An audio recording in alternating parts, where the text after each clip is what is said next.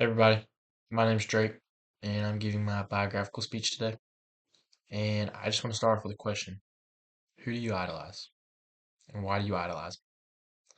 Is it because they're a provider? Are they a caretaker? Or do they play some significant role in your life?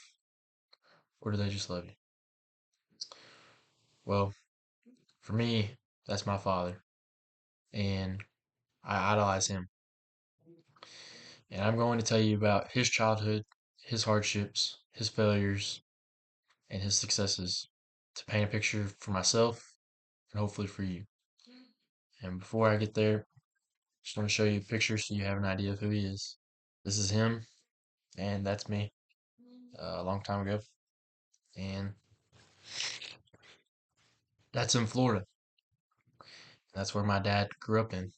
My dad's originally from Auburndale, Florida, and he grew up in a lower class community and a lower class household.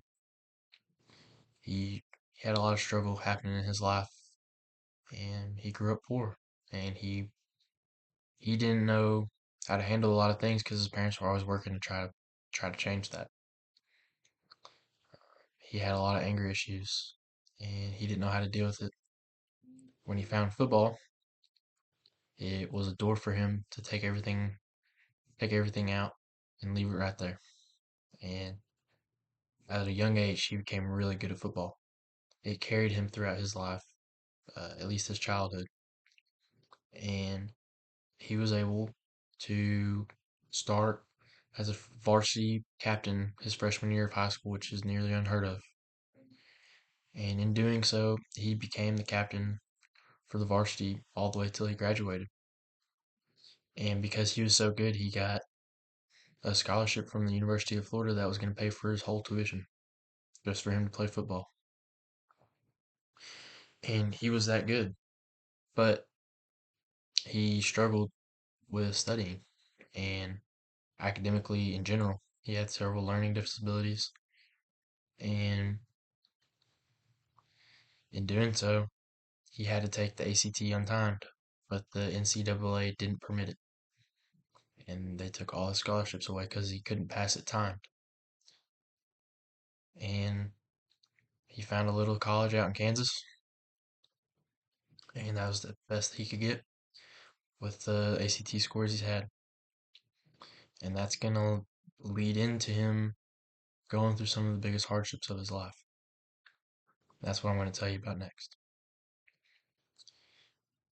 His third game of the season, his freshman year, he tore his ACL.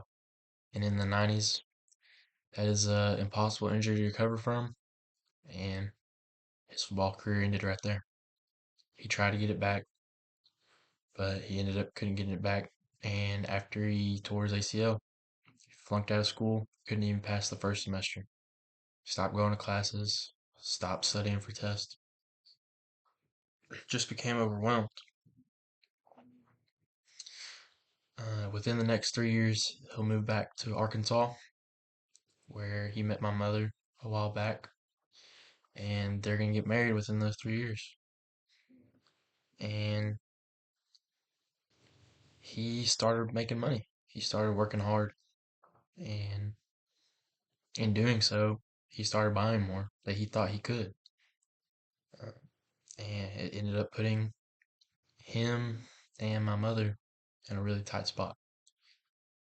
Um, and they realized that they couldn't eat food if they didn't start working second jobs.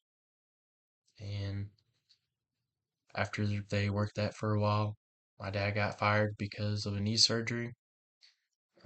They tried to force him to go back to where he was working in Little Rock, and that was a hour drive, and he didn't want to do it. And after he got fired, his dad died. Then a year later, he had me,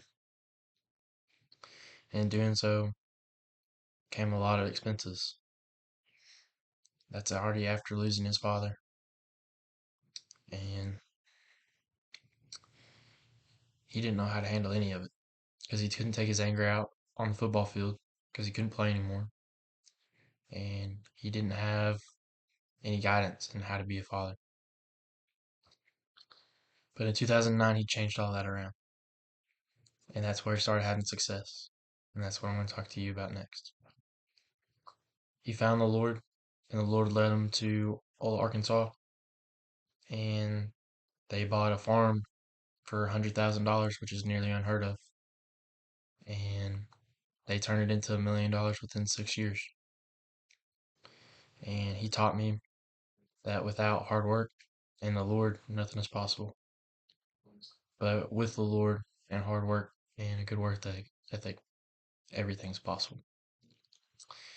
And in conclusion, his childhood, his hardship, and his successes are all the reason he's the man that he is today. And that's why I idolize him. And the questions I asked in the beginning are the same questions I had about my father. And while sharing with you today, I have come to see the main reason I idolize him. As a man, I hope to be half the man that my father is.